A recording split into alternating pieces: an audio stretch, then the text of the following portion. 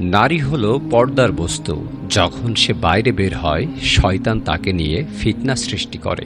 তিরমিজি হাদিস, হাদিস নাম্বার 1173। রাসূল সাল্লাল্লাহু আলাইহি ওয়াসাল্লাম বলেন, আমি আমার পরে পুরুষদের জন্য নারীদের তুলনায় বড় কোনো ফিতনা রেখে যাইনি। মুসলিম হাদিস, হাদিস নাম্বার 2740। রাসূল সাল্লাল্লাহু আলাইহি ওয়াসাল্লাম বলেন, মুমিন পুরুষদের বলুন তারা যেন তাদের দৃষ্টি সংযত রাখে এবং লজ্জায় স্থানের হেফাজত করে। নারীদেরও বলুন তারা যেন তাদের দৃষ্টি সংযত রাখে।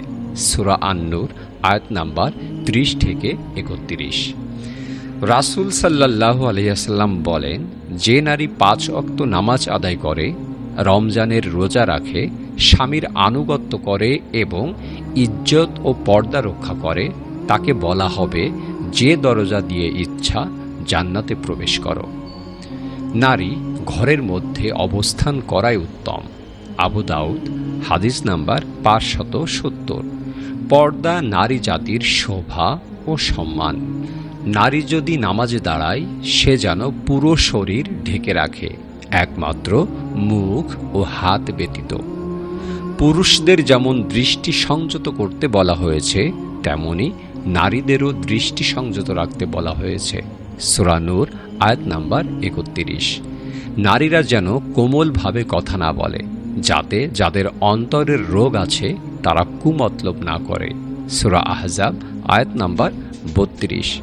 আল্লাহ তাআলা নারীদের পর্দার মাধ্যমেই সম্মানিত করেছেন, আর যারা তা মানে না তারা মর্যাদা হারায়। এই হাদিসগুলো ইসলামের নারীর পর্দার গুরুত্ব ও তা বাস্তব জীবনে প্রয়োগের দিক নির্দেশনা দেয়। ইসলাম সৌন্দর্যকে রক্ষা ও সম্মানিত করার জন্য পর্দাকে বাধ্যতামূলক করেছে, যেন নারী নিজেকে নিরাপদ, মর্যাদা সম্পন্ন ও আল্লাহর সন্তুষ্টির পথে থাকে। প্রিয় ভিউয়ার্স, আসসালামু আলাইকুম। আমার কথা এখন শুনছেন, তার মানে সম্পূর্ণ ভিডিওটি আপনারা দেখেছেন। ভিডিওটি কেমন লাগলো অবশ্যই কমেন্টসের মাধ্যমে জানাবেন, আর আমার পেজটিকে ফলো দিতে ভুলবেন না।